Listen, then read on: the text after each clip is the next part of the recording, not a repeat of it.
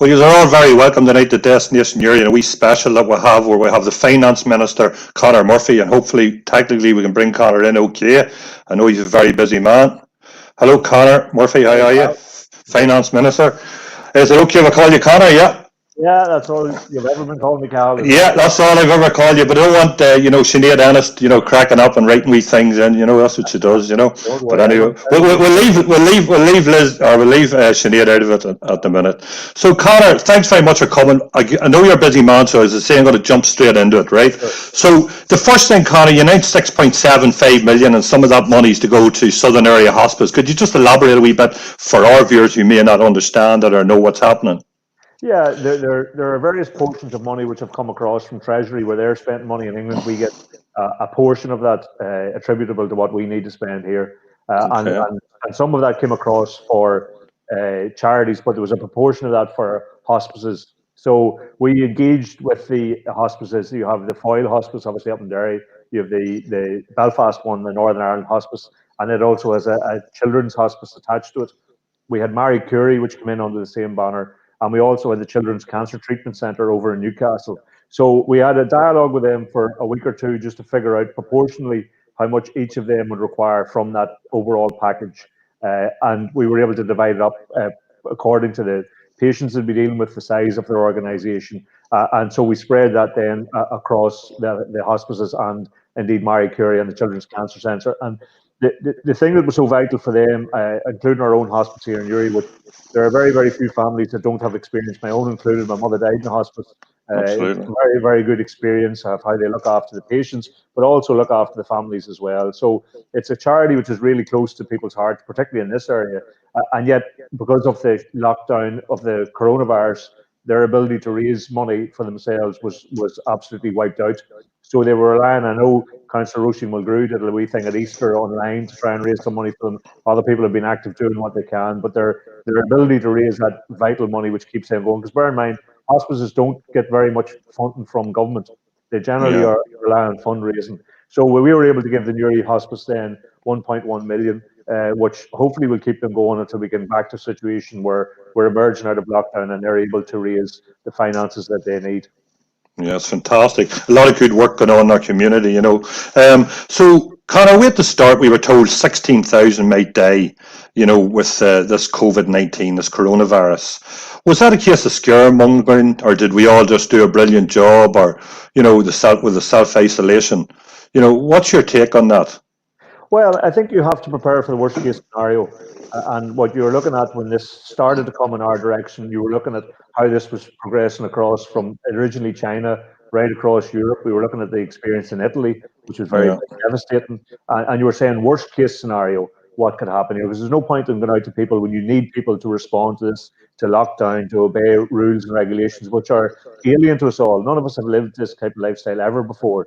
No. Memory. So to get people to respond properly, it wasn't about scaremongering, it was saying, listen, this could be how bad it is. Now, we revised that down to the possibility of 1,500 deaths, and we unfortunately have had now over 450 deaths in the Yeah. north in relation to that. So it is a mixture of trying to make sure people grasp the seriousness of what we're facing, but also I think we were very lucky and fortunate that the community responded in the way that they did respond. And people here, effectively, when you look at some of the sporting codes like the GAA and soccer and other codes, you look at some of the businesses, the pubs that shut down even before St. Patrick's Day, before Yeah. it closed down. People here responded very quickly, recognised the seriousness of what we were facing. And I think that has effectively saved a lot of lives here in Ireland, right across Ireland. And we had a fairly uniform approach across Ireland in response to this. So I think it's been a mixture of trying to get the arrangements right, trying to get the health service right, but also the community responding. Because if the community, as they had done in parts of England and London, ignored the warnings,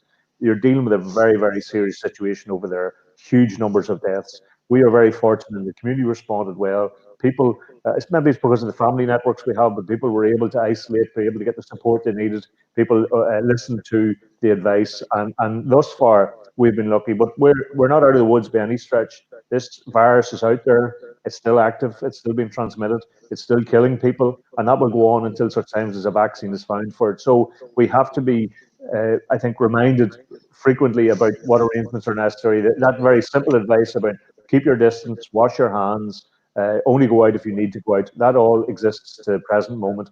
And hopefully we will see in the not too distant future an ability to be able to relax some of that, because I think we want people to have hope that, more normality is around the corner, but we have to manage this very carefully.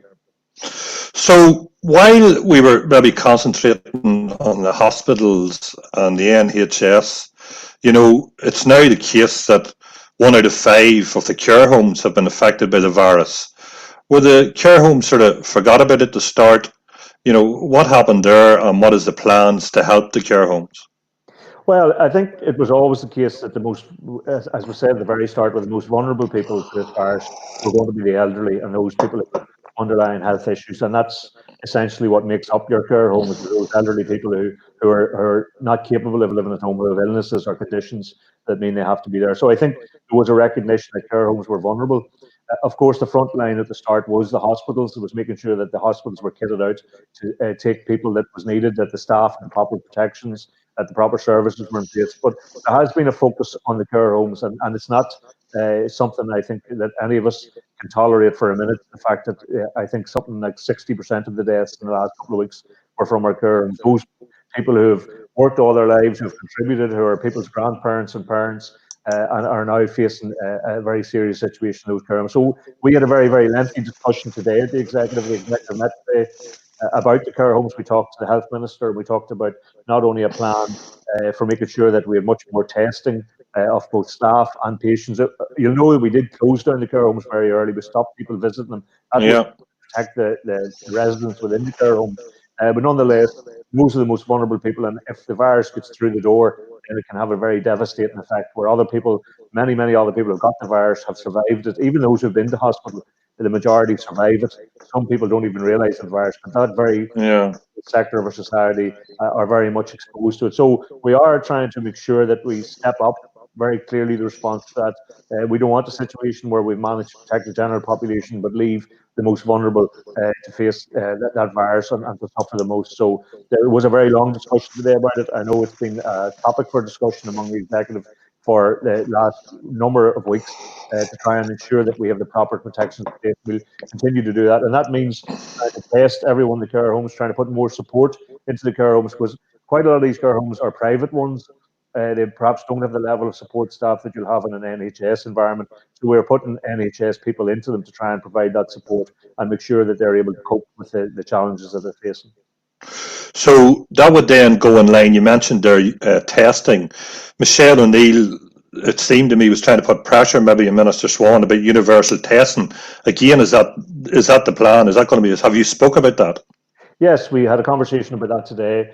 There is a recognition. I mean, health are responsible for their own policy in these matters. Yeah. That's the nature of our political system here, where we have a range of ministers in an executive together, but each minister has responsibility in their own area for their own policy. So we do debate, and there's no secret that there have been disagreements in terms of the approach to this. I think we've managed to resolve an awful lot of those, and we're heading in the right direction. We're all on the same page. We want to see it done better and faster. But we wanted to make sure that the testing within the care homes was ramped up significantly, so that we can find out who has the virus and try and isolate those patients. If staff have it, we can make sure that they're not passing it from patient to patient, and they're tested there. And testing's already happening in the care homes. We just want to make sure that that is stepped up. And we Yeah. have offered support to the health minister if he needs more resource to assist with testing. The rest of the executive is willing to support that. As finance minister, I've offered him whatever resources we can find to try and support him in doing that. So we need to see more protection of our vulnerable people, and the issue in the care homes is now a top priority for the executive. Right. Okay. So, talking about resources, right? There was some press regarding an order for PPE that you made or didn't make. Do you want to clarify what happened in that situation? Yeah, I mean, we were responsible in the early phases of this for procuring PPE. The Department of Finance has a central procurement role. That's what the central procurement directorate is. And we have Right. responsibility for procuring PPE for other services, not for health. They procure all of their own materials. And we were doing things like the forensic scientists, the police, the ambulance, the fire service, procuring PPE for them. And then eventually health came over to us and said, listen, we are not getting enough PPE. We need support. We need some assistance. And so we started to work on the idea of international procurement. The Dublin government had been for a number of weeks in China, set up supply systems, were starting that very weekend that we were talking to them to get those supply planes coming over, the Aer Lingus planes that people will have seen coming over with equipment for Dublin. So we spoke to them and we said, listen, can we make a joint order? You already have established the supply lines. We'll come in, and we worked up then what was our order going to be over the space of that week. We agreed what we were going to buy. We had signed that off with Dublin. We were in the process of beginning to transfer the money, and that very weekend, I think, was the weekend that both America and the Indian government woke up to the extent of the catastrophe they were facing. America, as you know, is having a huge incidence of coronavirus. They had no manufacturing, believe it or not, for a country that size, had no manufacturing capacity for PPE. So they essentially flooded the markets. They came over, used their economic muscle to buy over entire supply lines. So the very week that we were trying to establish the supply lines in China, essentially we were outmuscled economically by both America and the Indian government. And so we lost those supply lines, and that was very unfortunate because a lot of our frontline staff were relying on that. Now we have, both in terms of local supply, we have got manufacturers to start making some essential gear here in Ireland on the island. We have managed to get some supply from London in terms of the PPE that they have been getting in, although that won't be enough and they haven't got all the materials that we need. They readily accept that. So we've continued to look internationally to try and get these supply lines re-established, and we have done that.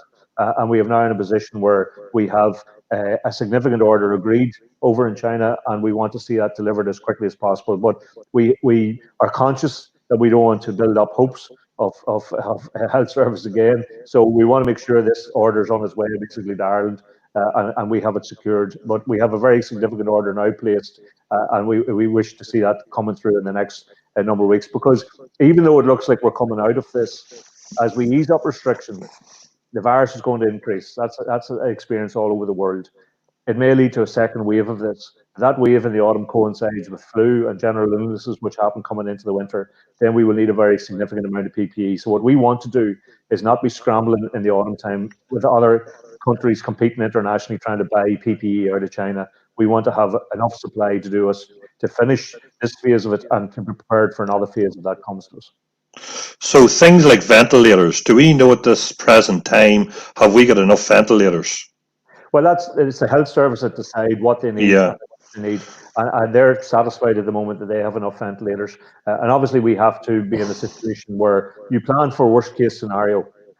So they have the ability. The finance department have only been asked to assist with PPE. That's the protective equipment. We haven't been asked to assist with ventilators or other health matters.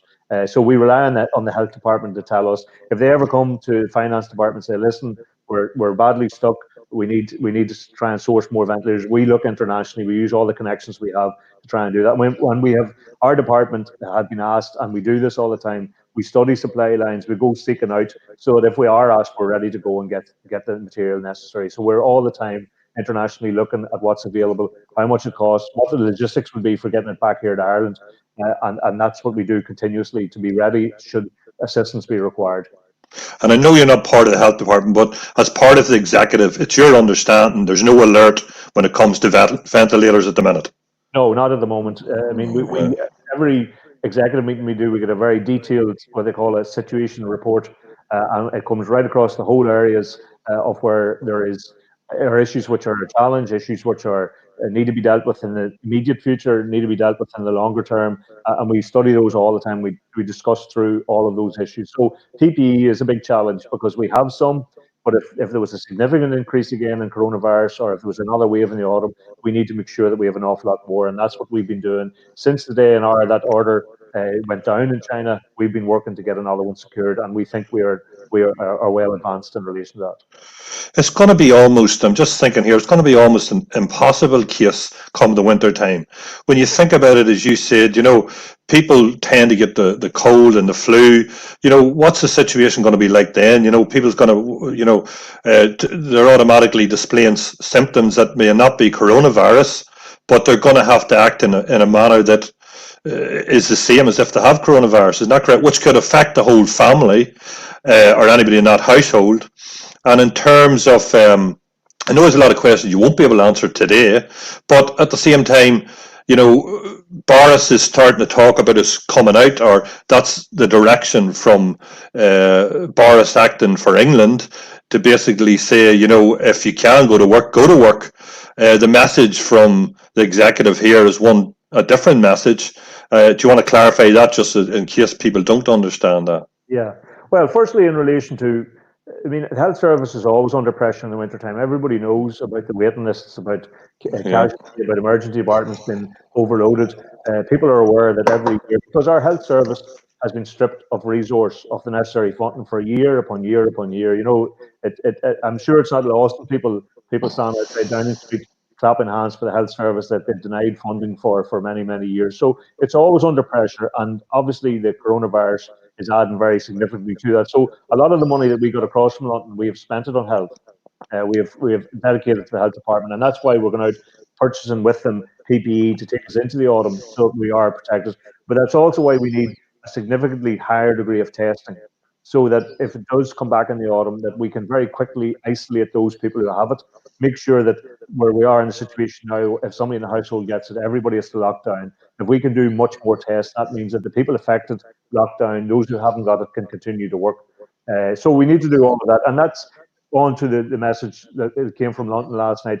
We're very clear of what we need to do to keep this virus at least under control.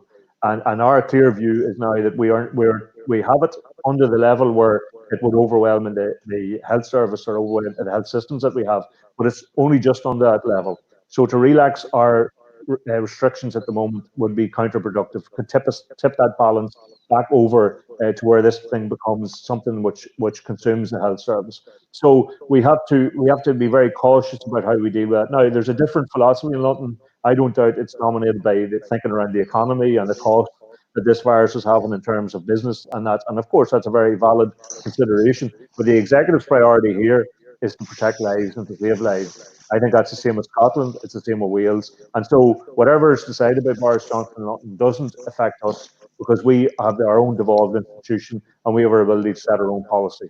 And we have decided, and we will make clear tomorrow, but we decided last week that we're not easing the restrictions in the next number of weeks, that we are going to produce a plan which shows how we will emerge from this over a period of time. And in order to do that, you have to relax a little. You have to test and test and test. It takes about 2-3 weeks to see if the virus has significantly increased, and you have to continue to test that. And if those measures we have kept the virus under control, then you can relax some more. But you have to be very cautious, because this virus is still out there. As I said, it's still killing people. It will kill more people, that's a certainty. And we have to be very cautious in relation to how we ease out of lockdown. But by the same token, we also have to give people hope that there's light at the end of the tunnel, that we will get back to a more normal way of doing things. But we have to do it in as safe a way as possible. So there's talk as well about an app, and I think, if I'm right, that the UK government was testing it in the Isle of Wight or somewhere to test it with an app which would effectively, if you report that you've got an illness, it will then, or symptoms, it will then be able to calculate who was within 3 meters of you and send an alert to that person. Now, obviously, from a common sense point of view, that app will only work if a certain amount of people take it, because if most of the people don't have it, then it doesn't work. I think it was maybe 65% of the population have to take it. Now, is there talk of one of these apps for the north of Ireland? I believe the south of Ireland are planning an app.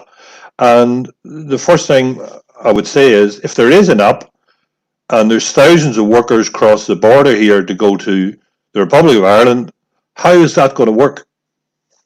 Well, there is currently a discussion in relation to it. I know there are a lot of concerns in relation to the one that the London government seem to be pursuing. There's issues of concerns around data and data protection in relation to it.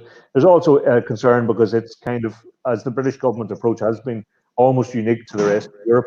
So it's almost disregarding the fact that we live in an international society. People travel back and forward, and these things will only work properly if everybody's on the same wavelength in relation to them. So we can't have an app in the north which isn't compatible with an app in the south. We can't have systems on this island, this small island with less than 8 million people, where we aren't able to track the course of the virus. The vast majority of travel now is not across the Irish Sea, but it's actually on the island. So we have to have a system. I think all of the executive accept that we have to have a system which is compatible north and south. And there are questions around the British system. We haven't decided as yet in relation to what type of system we will use, and that's still a matter of discussion, but there is a recognition that we need something which works across the island to be effective. So, in terms of the civil liberties of an app, is maybe what you're talking about, Conor. I think that's the issues around the UK one, and maybe. So, in terms of that, has it come up in discussion? Has it come up to say that it would basically data would be deleted? Yeah, of course. There are any of the apps that are being used, even the ones that are being used across Europe. There's always a question in relation to data protection and civil liberties, and ensuring that that knowledge is used for the purpose that it is. And it's a voluntary process to sign up to an app. I mean, as you say, it needs about 60% to be effective. But that's a voluntary thing. And if people aren't confident that in signing up to that the information they're allowing to be shared with government systems will be used for the reason it's been used and will stop being used as soon as it's no longer required, then they're not going to sign up to the app, and therefore it won't be effective. So there has to be a degree of public confidence in these things, and that means that the way they're presented and designed and the way they're going to be operated and the assurances around them and the understanding from a human rights perspective all have to be very, very clear, or else you won't get the necessary buy-in to an app, and therefore it won't be an effective tool in actually tracing the virus. Yeah. Now, there was a pay raise there recently given to civil servants and was backdated. Now, workers will now go back to their jobs if they have a job, and a lot of people will be unemployed. And effectively, the staff in some businesses, in particular retail and hospitality, will be cut right back.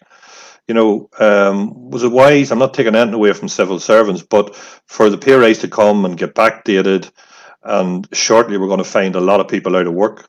Was that wise? Well, there have been, when we came back into office in the executive, there were a number of pay disputes going on in the civil service. There was the nurses one and the health staff one, which we resolved immediately. We went back in and we found the additional money, and that was backdated as well. There was a pay dispute involving teachers where they involved backdating, because when the dispute happens, there was no government in place to settle this issue. There was no executive there. Civil servants were not taking the type of decision that would settle a pay dispute. And there was also one in relation to civil service. The teachers one has just been settled last week, but that also involves, because of the fact there was no executive in place, that also involves a backdating thing to where the dispute began, which was a number of years back. And similarly with civil servants, they have been in a pay dispute with the executive here, or with the government here, for a number of years now. And we managed, as I said, to make an offer. There was a difficulty in relation to one of the unions, the main union, in consulting its own membership because of the restrictions with the COVID-19. The other unions were able to consult with their own members, and they agreed the offer. The main union, NIPSA, haven't agreed it, but we have to go ahead and resolve the dispute. So we have made the offer, which again is backdated. But that recognises the fact that we were a number of years without an executive, and decisions which could have settled these disputes maybe 1, 2, 3 years ago weren't being taken at that stage. So anything which is taken now has to go back to the time of the dispute originated. In terms of furlocked, people that are furlocked, the fact that Boris is telling people to go back to work if they particularly can, as regards the north of Ireland, the furlock system is still running and will continue to run. Is that correct? Well, it's running to the end of June. We have put it to I'm in a very regular contact with the Treasury in London, because that's my job as a finance minister. So usually once a week I'm speaking to the Chief Secretary of the Treasury, who'd be the second in command to the Chancellor, Rishi Sunak. And we put issues to him in the way of some of the business support programs they're operating, some of the problems we're experiencing on the ground. We try and other issues we put them to try and deal with, so that we get the best deal possible we can get out of that. So we have put to them very strongly that there should be no cliff edge in June, that there'll be an awful lot of people in business that won't be able to restart in June, and people will only be able to restart even then in a very limited way. And so that furlough system should continue for the foreseeable future. That it should maybe then apply to certain sectors. Some sectors are able to get back to work, and in other sectors, you mentioned hospitality in particular, are going to find it very difficult, and they'll effectively lose the summer season. So we have put those issues to the Treasury, and we're hoping that they're being listened to and that we don't end up with a cliff edge in relation to that employee retention scheme in June, because I think an awful lot of businesses would be challenged to take back their full quota of employees in that regard. So we hope that there is a continuation of that, and I think there is listening to the arguments that we're making, and we're hoping that we get a continuation out of some form, because we're a long way from being out of this yet. When these schemes were introduced, including our own around rates and things like that, only 6 or 8 weeks ago, none of us knew how this was going to play out. We were all hoping that, maybe relatively shortly we could suppress this virus and begin to get back to normal and move on. But clearly this is going to take longer than any of us anticipated. So schemes which are designed initially for 2-3 months to try and see how we get through this now need to be considered how they're extended and who they're focused on as part of that extension. So talking about rates, I think it was 100 million was allocated. I think you allocated on suspending rates.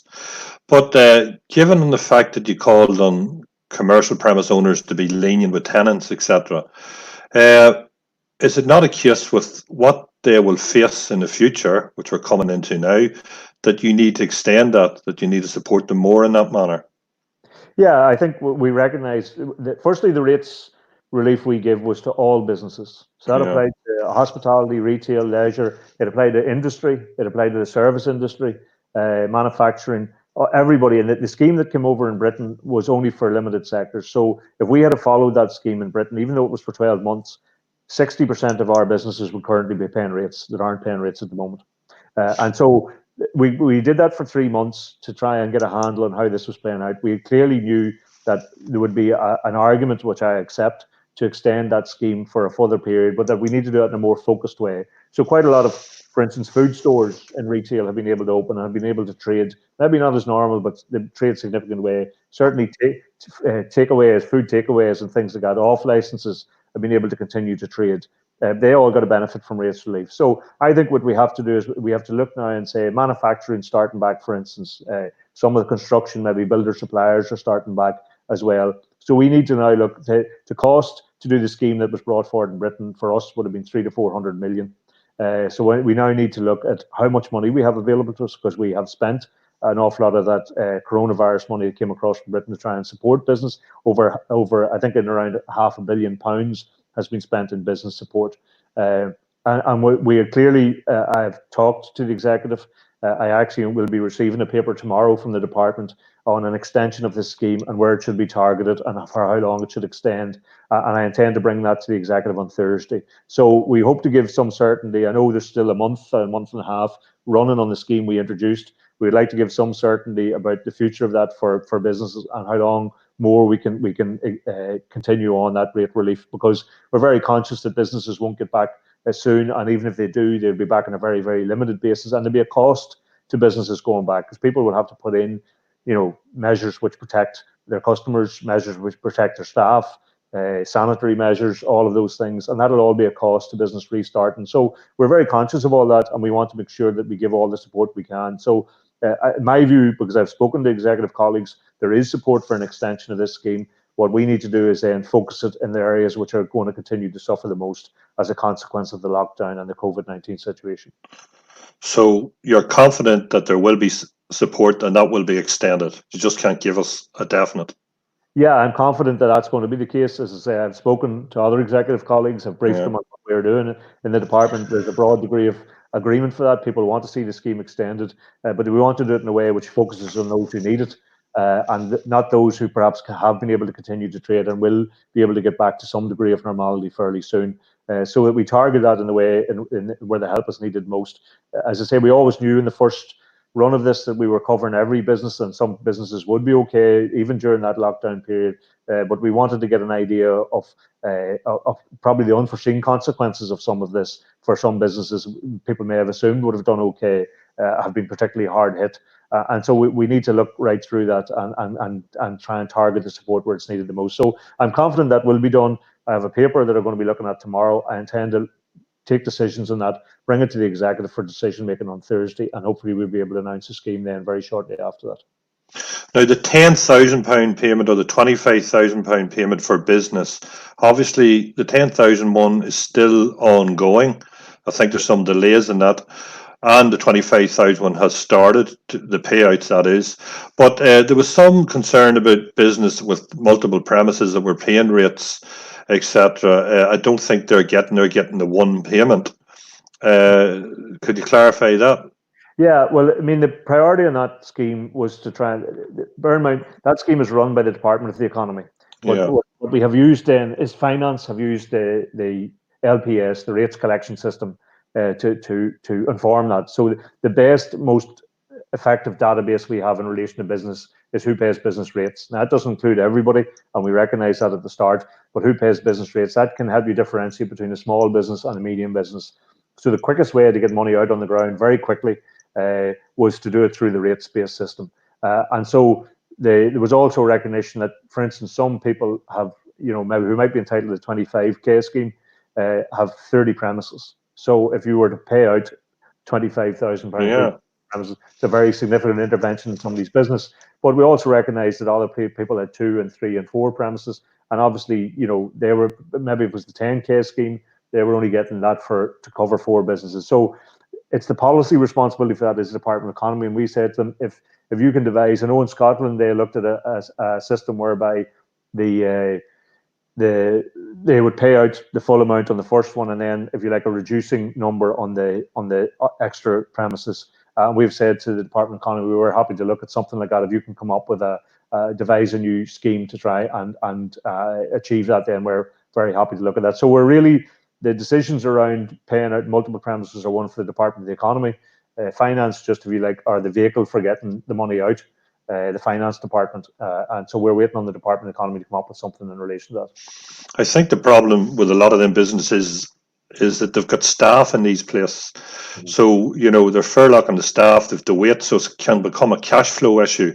Yeah. So they have to pay the staff, especially with some businesses they're paying the extra 20%, because as you know, it's up to 80% that they get. So I think that the problem comes, and remember, these businesses might have 4 or 5 premises, but they're also paying the rates for 4 or 5 premises. So, the longer this goes on, the more of a financial pressure that's going to create within the business. I think a lot of the business will say, if we get back to some sort of normality, they can generate the income again. But I think, like, in terms of, there's a lot of businesses that were quite reluctant about the government backed loan system, just for the simple reason that when you get a loan still has to be paid back, regardless what people tell and think it's free money. There's no such thing. So that's one of the issues that's around. A lot of businesses, a lot of people are just trying to say, how do we get from now to the next 2 months or 3 months? There's a lot of people out there, and that's what they're thinking at the minute.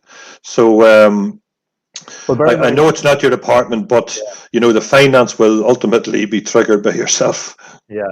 Well, bear in mind, in terms of rates on all of those premises, they won't be paying those rates. Yeah. Premises. The question is for the 10 or 25,000 pound schemes. Then that was cash in hand, and that was a recognition that there were a range of other bills to be paid. People had utility bills, insurance, and other things that had to continue to pay in relation to their premises. So I hope that there is a solution, because I do recognise in some cases, there are so many multiple stores on one business, and that's very difficult to argue for the full value for each one of those to be paid out, because absolutely it up all the resources. But there certainly is, I think, an argument, as you have done in Scotland, for if you like, a reducing on a sliding reduction scheme per premises, then to pay that out. And as I say, we're happy to look at that. Of course, it will add to the cost of it all, but we have set aside amount of money for this. We also set aside £40 million for a business hardship scheme, which the Department of the Economy are running, and that was to target people who, for instance, people in the likes of the Wynn Industrial Estate and the business park, who they don't actually pay their rates, so they were just paying rent. There were other people who were in premises where the landlord pays the rates, but they pay the rent, and we wanted to make sure that if £10,000 or £25,000 was going to that business, it was going to the business, not to the landlord who was holding on to it. There are micro businesses, people operate out of their house, who don't have any rate space, but are still in business and are still suffering as a consequence of the situation we're in. So we wanted to try and make sure that those people found an avenue to try and get some support. So we set aside, alongside the £10,000 scheme and the £25,000 scheme, we set aside £40 million for a business hardship scheme to try and catch all the people, if you like, who'd fallen through the cracks of the other two schemes. Now, undoubtedly, when we get to the end of this, people will come forward and say, you didn't get me, you missed me. I know there are problems with the self-employed scheme, and I know there are other problems. But the objective of these is to try and cover as many people as we possibly can.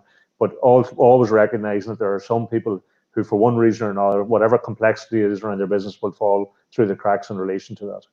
Yeah, and that's acceptable. That a place getting 50 and taking all the money just isn't reasonable. You're trying to find that balance. I think my point about the rates is that if it stays the way it stays and it ends, at the minute a lot of them businesses are using whatever cash they have to keep paying their staff, waiting for money to come in furlock. There's an extra 20% for a lot of them going on to keep their staff, because a lot of the businesses, I believe, are paying that extra 20%. And that's why it is sort of so important for that rates not to stop and to be prolonged again. I know it costs money, but it is a knock-on effect, because if tenants or if you're looking for leniency for tenants, that is part of the decision of the business owner. Because if he goes back in a few months' time and has to pay the rates again, he needs paid. He's a mortgage to pay as well.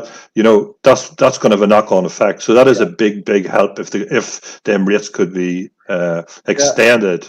Absolutely, and we recognise that. I mean, I spend quite a lot of my day talking to business organisations, hearing firsthand from various representative groups what's going on in the business. I got a text tonight from the guy who's running the hospitality sector to tell me various things that they're proposing. So I'm in daily contact. I did a discussion last Friday morning with a lot of businesses in Newry, organised by the Chamber and Newry Bid. Myself and Liz Kimmins did a discussion with them about the issues they're facing. So I'm hearing constantly, it's not that we're not aware of the issues that businesses are facing, and that's why we want to extend the scheme in relation to rates relief, but we wanted to extend it to those people that need it the most. So we're not affording rates relief to businesses that are being able to trade through this. That we target that, and it might argue for a short period where we extend the current scheme where everybody's getting rate relief, and then focus into a more targeted way. And bear in mind, as this runs on, then we're getting more of a clear sense of who's affected and how they're affected, who's really badly affected, who are able to manage, and we try and target the support as best we can. And it's a limited amount of support. We aren't getting much more from Treasury that I can see. There's certainly no offer of any big packages coming that we have seen on the table in the near future. So from here on in, a lot of the support that we identify is going to have to come from the executive's own budget. And that means other areas that we would spend money on are going to go by the wayside. So it's always choices in relation to these things, but there is a clear sense that business is struggling. We need to give support. This is primarily a health crisis, so we absolutely need to be sure the health system can cope with it, but also we recognise it's an economic crisis too, and business needs support. Just to clarify that on the rates, something I'm thinking of, you're only covering a percentage of household rates. A local local council can still implement rates. Is that correct? Yeah, in relation to the domestic. Domestic. We have frozen domestic rates. Right. So the council can increase, but I think in most cases, councils, even though councils are suffering from a loss of funds as well, I mean, councils take in money, and a lot of their revenue raising functions have now gone by the wayside for the last number of months. So they're struggling. We are looking at a package of support for councils as well that has come across from London, probably be announcing that in the next week or two as well. But councils do half of that rate comes from Stormont, if you like, and the other half comes from councils. So if a council significantly hikes its rates, then that can have an impact. So whatever we decide can be undone to a certain extent by what the council decides to do. But in most cases, councils are trying to keep their rates reasonable. So we think we will have we'll have a freeze in the domestic rate and a decrease. And also bear that in mind, Cal, I hadn't mentioned that as part of the normal budget that we did at the end of March, we introduced a reduction in business rates. Yeah. So even if businesses were back doing now, it's in effect about an 18% reduction in business rates. Our business rates here were too high. We recognise that. So as well as giving the rates relief, we have also, in the longer term, given a reduction in business rates too. And just on the interest, that wasn't 18% directly from you, it's 13%, and is it? Yeah, as effect the reval as well. Yeah. Will in effect give people about an 18% reduction, which is significant for a lot of businesses going forward. And obviously even more important now, we had intended to reduce business rates even before we were fully aware of what we were into in terms of the coronavirus pandemic, but it obviously became more necessary when knew we were faced into very severe economic hardship. So, Conor, everybody's going to start going back out to work and to places. Maybe discussions I'm hearing from people, because as you said, like, you're a human being, you don't know any more than we really know. But ultimately, there is businesses that I speak to that feel they're going to be under serious pressure, that even if government allows people to somehow come together again. I'm talking about businesses like pubs. When you think of Newry and you think of Camera, you think of everywhere really, Warren Point, you think of all the different areas and you see wee small cafes and wee small coffee shops. As I say, even if government don't do it, until the point where we all either have forgot about coronavirus and people will probably still self-distance, um, these businesses are going to be under serious pressure, Conor. Yeah, of course. Hospitality is, in a lot of places, is a seasonal thing. So you could almost now say you're writing off most of the summer for a lot of the hospitality industry, and that's where they make their money. They don't make it in January, February, or maybe even in March. The season begins with St. Patrick's Day and runs right through, if the weather's good, to September, October. They get another lift in around Christmas, maybe. So we recognise that there are people they're going to continue to suffer. And also, even in the event that they can open up, social distancing is going to be a factor of life until such times as there a vaccine which is readily available to all citizens, which could be a significant time away. So, how did the pub business really, as well as I know, going to a pub, you want to go to a place which is lively and there's plenty of people about and a bit of crack going, a bit of music, lots of interaction between the customers and all of that. Exactly. How do you do that in social distancing? Restaurants, rely on, with as well as they can, getting as many customers in, as many tables and plates sold in the one night as they can. That's what keeps their fine margins and their own profits going. And so how are they going to do that if they have to space out the restaurants and separate out the customers and can't get as many customers in? So that's going to be an ongoing challenge for the foreseeable future. And that's why, in terms of interventions from the executive, with whatever limited resources we have to recognize those businesses, even if they're allowed to open, will still continue to suffer, because social distancing will have a much more serious impact on them than perhaps a supermarket or a grocery store, or even an off license, or a newspaper shop can allow its customers in one at a time and sell as much as it normally does. But those businesses where, having a crowd in is almost part of the sale, part of the atmosphere, then they are going to be in difficulties for the foreseeable future, and we have to find ways to support them. So you announced money for the Southern Relief Road, is that correct? And is it a tourist centre, or was it something in the Mourns? Could you tell us? No? Shift round out of the light here, but Oh, you're all right, Conor. Yeah, no. I'm nearly finished, Conor. Sitting at the front of the house and the sun's coming around. Part of what we announced last week was in relation to city deals. People will know city deals projects have been ongoing for a number of years, but it required a decision for match funding, particularly for the one in the northwest in Derry. And in the absence of an executive being in place to take that decision, civil servants weren't taking the decision for match funding. So I brought a paper to the executive last week to propose the executive commit to match funding these city deals. That was accepted. So we were able to go out. So there was probably more certainty around the Belfast one, which does involve Newry, involves Newry and Mourne and Down Council. And so there are a couple of key projects in relation to that. One of them was the Southern Relief Road, which will effectively make a connection from the Warren Point dual carriageway up onto the motorway, and we'll take all that heavy goods vehicle traffic, which is coming from Warren Point Port, which is anything up to, I think the last time I got figures on it was about 400, maybe 400 vehicles a day coming through Newry town centre. And there's obviously quality of life issues for people who live along Kilmurray Street and in that inner town part of Newry, with these big trucks going past all the time. And so it seemed to be a very important project, both for Warren Point Port, but also for Newry City as well. And there was another project, a tourism project in the Mourns, the details of which I'm not entirely sure, because it's a council issue and it's the Department for the Economy would know that. My job is to try and get the match funding, and that's what we have done. So hopefully that moves these projects on another step. But just on the Southern Relief Road, sorry to interrupt you there. As far as I know, that road goes through Mitchell's football pitch, if it is. Saying this all happens, it goes through Mitchell's pitch.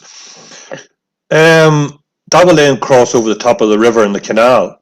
Yeah. Now, in terms of the canal and the development of the canal for the future, many would say it's been neglected in the past, and we have actually had a gem on our doorstep that should have been utilised more. You can imagine boats coming the whole way up. Now there is 3 or 4 bridges there, as we know. I can remember Soho Bridge there, or down by what we call Cupid's Canal. You remember that? That bridge used to be the big green thing. It used to be able to, I think it could at least open then. But if they're going to build a new road, now, are they going to make sure that this bridge goes to such a height over the top of it that we don't create another barrier to the development of Newry Canal in the future? Yeah, I think that there is a discussion ongoing in relation to that. There's a recognition that, of course, one of the features of the Albert Basin has been the tall ships coming up into it. It doesn't happen that often, but it's still, I know the council have plans in relation to the Albert Basin for a park, a public park, and obviously a feature of that is going to be the waterway there, and it can make for a very beautiful part of Newry, a place that is now a bit desolate.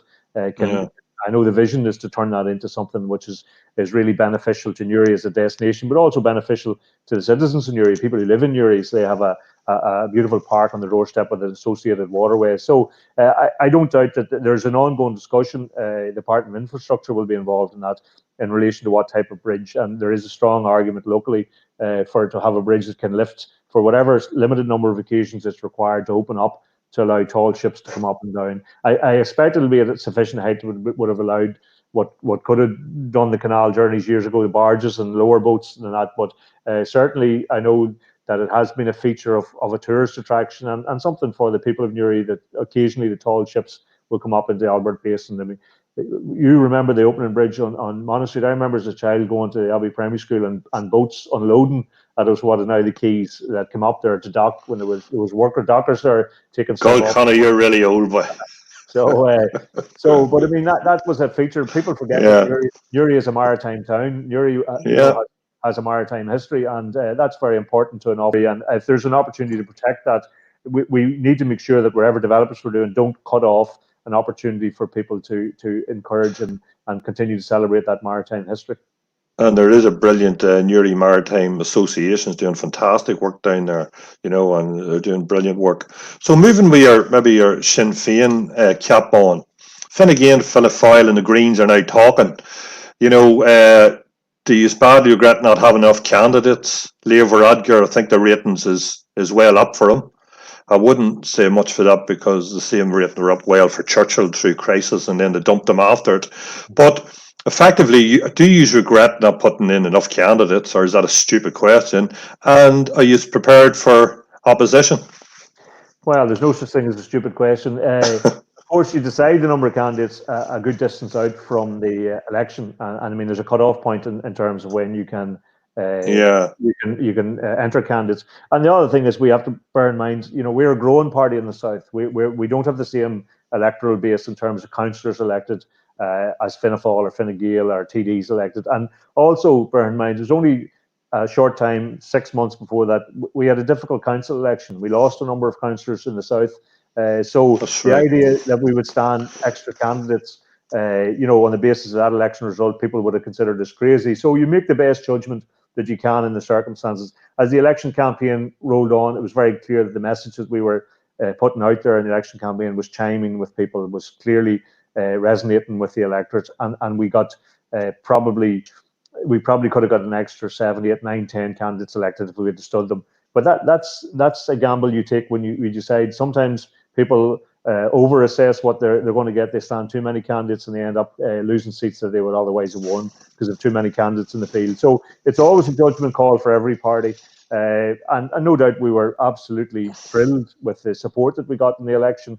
And we got a whole range of good candidates elected. We could have done better. But the challenge for us now is to build on that, to make sure those candidates do the work on the ground, to make sure that they're returned again, and that we continue to engage with people, whether it's an opposition, which perhaps is the more likely outcome, or whether we're in government, which we haven't given up on.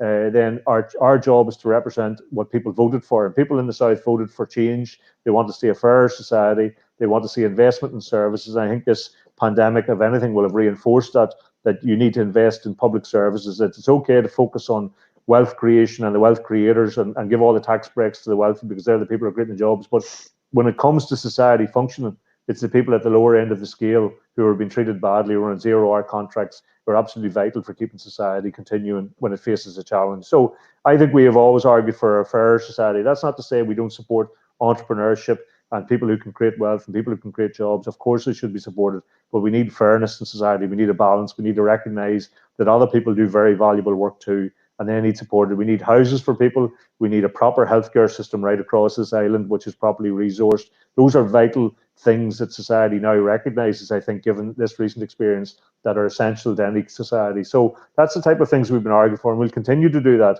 And if we get more support for that argument, then we'll try to put that to good use. But politics, as you know, is a very fickle game. You mentioned Churchill and other examples where people have been very popular, and that can go very quickly. What you have to do is build a very solid support base on the ground, and that's through hard work. And one thing our elected representatives know about is hard work. And we always recognise you can't take people for granted. People will continue to support you if you support them and they need you. So that's what you have to do. But on that, the Fianna Fáil, Fine Gael, it's talk to say that they created a working paper that's basically beginning a conversation, perhaps about a United Ireland. Now, it could be coincidence, it could be Sinn Féin are saying this is because of the surge, but the document includes a commitment to set up a unit in the Department of the Taoiseach to work towards a consensus on an United Ireland. Yeah. So what do you think of that? Well, I don't know what it means for starters. It's a United Ireland. Yeah. So, I mean, it's very clear that the government in Dublin and the establishment parties in Dublin are a long way behind the debate that's been happening here, particularly with Brexit and since Brexit. And I think that would probably even be accelerated again as a result of this current experience. And the Dublin government have been behind that, and they've been reluctant to catch up. And they only started to recognise how strong and vibrant that debate has been, about how clearly people have looked to recent political experiences and have said, we need to be in control of our own affairs. We cannot be relying on a government in London. When we look at Brexit, we look at their handling of this COVID-19 crisis, and we say, and we have no say over what they do, but yet what they do and the decisions they take directly impact on our lives. In this case, on our very lives, in other cases, in our livelihoods. So I think clearly people want to look to a new future. The South has changed immeasurably over the last 10, 15 years. It's now a modern democracy, with some of very far-reaching liberal views in relation to social matters. And so I think the debate has been happening very strongly right across the island. Opinion polls are showing a very strong support for reunification. And yet the establishment system in the South have been very slow to catch up. So if they're genuinely preparing the ground for a conversation, and what we have argued with them for is to set up, establish a green paper that this conversation around reunification will get deadly serious when the Irish government become formally involved, when they invite people in, when they start to plan for reunification. What would it look like? What would the health system look like? What would the education system look like? What would taxation look like? How would finances look in all Ireland? That's the type of conversation we need to have. If it's simply some office for a token discussion on a United Ireland, then I'm not sure what that even means. But clearly, whoever's in government in Dublin need to catch up with the population as to where the conversation's at. And that's but from the struggles, like say, I'm just thinking out here, the struggle of the Irish against the British front, like from, what was it, 1534 right through like 1569, 79, 93, 1600, 1798, 1800s, right, 1916. All honoured and commemorated in some shape or form by the southern counties. Yet when it comes to the Troubles, Border Campaign, all maligned, called, trashed, and under the mantle of terrorism. Would the truth not be, Conor, that the people in the north are not seen as the sort of like the lost tribe of Ireland by southern citizens, but as a distant cousin that have to be left where it is, have to be remedied in some shape or form? Now, you talked about Sinn Féin. Sinn Féin in the South, it can be seen, undoubtedly, they're working hard on the ground for social restructuring. A lot of that experience they've got through here in the North and over all the years in opposition and been put down. So, they're working hard on the ground for social restructuring and liberty, and the people have reacted. Yet that underlying ignorance, which again, and bias, and perhaps forgetfulness of a people, could be a harder mountain to climb. We see it even in the national programme, and we see it when the leaders in the southern government would refer to people from Belfast as a different country. The weather forecasting, I remember, like, it was parts of it shaded out, the north was shaded out. There's a famous program, like, the Late Late Show. We all remember the time, well, the Late Late Show, even like we look at it on a Friday night, competition not open to people from the north. I know it's a simple wee thing, right? But how are nationalists in the north, never mind unionists here, meant to join people when they're like that? Are we to beg for our place? Are we beg to legitimise ourselves? Are we apologise for being born here? I remember well Jerry Adams' reception on the Late Late Show. I remember Martin McGuinness, or maybe I'm imagining him here, but I remember him being referred to as come back to his own country. How, if nationals in the north are accepted, do you bring a unionist people with a heritage and a loyalty to all things British? How do you convince them to accept their part as Irish citizens within a united Ireland, as they want to call it, when the very people who call themselves Irish within the 6 counties are not accepted with warmth and belonging? To create a physical Ireland may be something that we achieved, but to create an Ireland aligned with spirit of togetherness may be a bigger obstacle. History tells us no people be bullied into change, and we know that from here, Conor. They'll not be bullied into change in any mindset. Nobody would change or alter beliefs so easy. So how do you as a republic envisage a real Ireland of unity and citizenship? You know what I mean? An Ireland of the people, like for the people, and that means all the people. How do you? Well, I think firstly you have to separate out what might be the view of the establishment and some of the established media in the south that you hear. When you refer to things like the Late Late Show and RTE and the way they treat people, the Dublin government, and are you saying the ordinary people don't think like that as well? Well, you look at opinion poll after opinion poll. The last exit poll from the elections. Not the recent general election, but the previous council election, showed a very significant number of people who wanted to see reunification. So I wouldn't necessarily judge what you see in the media or what you hear from leading politicians as being the mood of the country in relation to reunification. But we have a job to do, because it's not simply about bolting on a failed 6 county state onto a 26 county state. This is about actually having and that's why we've argued so much that the conversation is necessary, and the government should lead the conversation, because they have the resources to do the research and to host such a conversation. So you talk about what collectively can we create in this island, which is different. So I get absolutely that unionism has that attachment to Britain, and there's all the uncertainty and the fear around reunification. But also they recognise that the sands are shifting. They recognise that things are changing. They recognise that Britain is really more about English nationalism now than it is about the union, and that's becoming more and more evident as time goes on. So I think that what you have to do is you have to say to people, can we collectively, or do we have the wit and the intelligence and the ability to organise to make a better fist of life on this island that currently we have in a divided island? Nobody would argue that partition has worked, that partition has benefited either state.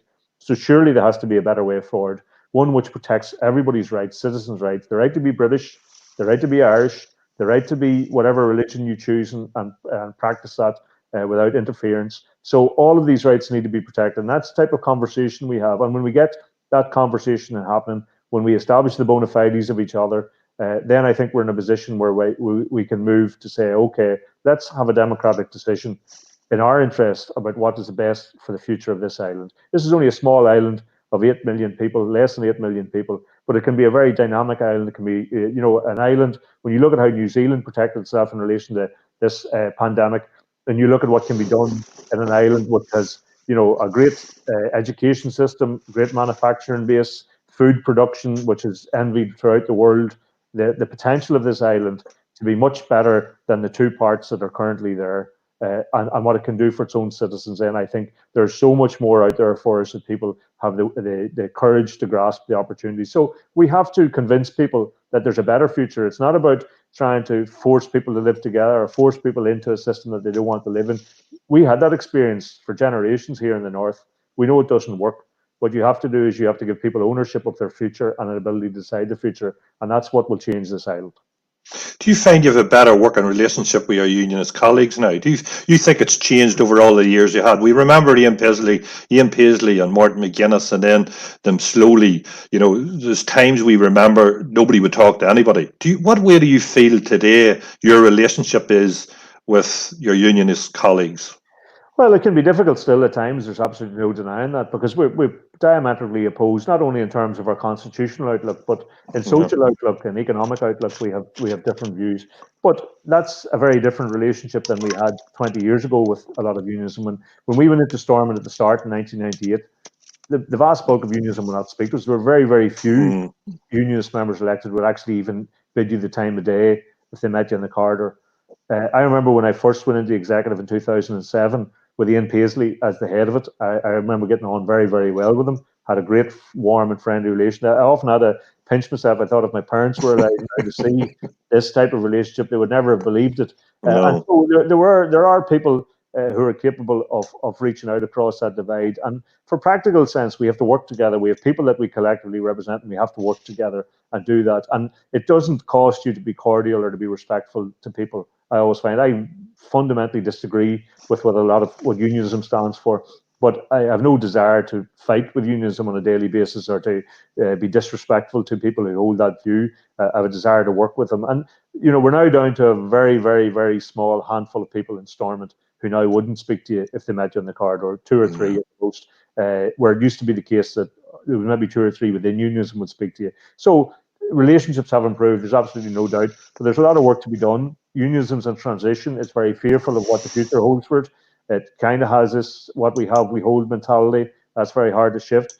We have not just to speak to people in the unionist political leadership, but we have to speak to people in the unionist community, and we spend quite a lot of time outreaching and talking to people within unionism. We have to understand better that the things we say and do, the history that we have been involved in, the impact that has on unionism as well. We need to understand that better. We do make conscious efforts to outreach, and nobody perhaps more so than Martin McGuinness made that type of significant gestures to try and reach out to unionism. And times people would say that wasn't reciprocated, but so be it. I know there are plenty of people within unions and plenty of ordinary people who reach out to me on a regular basis, might email me or might message me on social media and say, listen, I don't come from your side, or I would never have voted for you, but I still think you're doing a good job. I still admire what you're doing. I know you're doing your best, that type of thing. So I think we have to continue doing that. We have to continue working with people, and we have to convince people that there's a better future for everybody who shares this little piece of earth that is Ireland, and we can create a better future for ourselves. We don't need to hang on to the coattails of people who have no interest in us at all. Conor, the last one is just something that had struck me, and it was that while we've been going through this whole coronavirus, in the background is a thing called Brexit, which we haven't visited. The UK has left the European Union. They've left it. And effectively, the deal on the terms of that, as far as I know, has to be done by December the 31st. Is that correct? Yeah. Yeah. If that doesn't happen, Conor, people think that there's going to be could there still be a hard Brexit? Well, there are two things that have to happen. Firstly, the British government have to hold to the agreement they made, which is the protocol. There's not going to be a good outcome to Brexit, so we shouldn't delude ourselves that there's going to be a good outcome in terms of Brexit. It's going to be a bad outcome. The question is, can we make it less bad than it will be? Can we mitigate against the damage that Brexit is going to do on this island, particularly to the north, and particularly those of us who live in border communities? So there is the potential, yes, that the British could either not honour the agreement they made because they have form in that regard, or that they try and rush out by the 31st of December when they have already lost time, which should be done negotiating, preparing for that. We have argued that they extend the time for negotiation. We don't want to see the North being taken out of Europe. It's against our democratic wishes, but we have still argued that they extend that negotiation so that we can put in place as many measures as we can to lessen the impact of Brexit. So that could still go wrong. The British could, as I say, refuse to live up to their commitments. They could hold to the date, which I think now is not achievable, and in doing that, crash out in a way which damages the position on this island. And again, it goes back to the conversation we were having a few minutes ago. Here we are, victims of decisions that are being taken elsewhere that we have clearly voted against, we have expressed our democratic wish against, and yet we are trying to undo the damage that this is going to undoubtedly cause us. And so it's a very clear example of how we need to be in charge of our own affairs and not reliant on the whim of people in London who are fighting. Essentially, Brexit was a battle within the Tory party about control of the Tory party, and here we are all paying the cost of that many years on. I think they've only met twice. The UK government has only met their EU counterparts twice. They're going now for their third meeting, yet they've had as many meetings with Americans about doing a deal. So it shows you that, I'm not convinced of the situation. But listen, Conor, thank you very much. Conor Murphy, your finance minister, your South Armagh man, your GA man, your father, your husband. At a time politicians get quite a bit of stick, can we at Destination Newry thank you for all the work you do, and to all the MLAs. We hope that the decisions you make are thoughtful and wise. If you ever got a few pound over, throw it down here to the people in Newry, will not throw you away. Anything else? I think I've seen, Conor, that it was your anniversary there, so a belated wedding anniversary to you and Catherine from Destination Newry, from everybody. And Conor Murphy, thank you very much. Thanks, Cal. Pleasure to talk to you.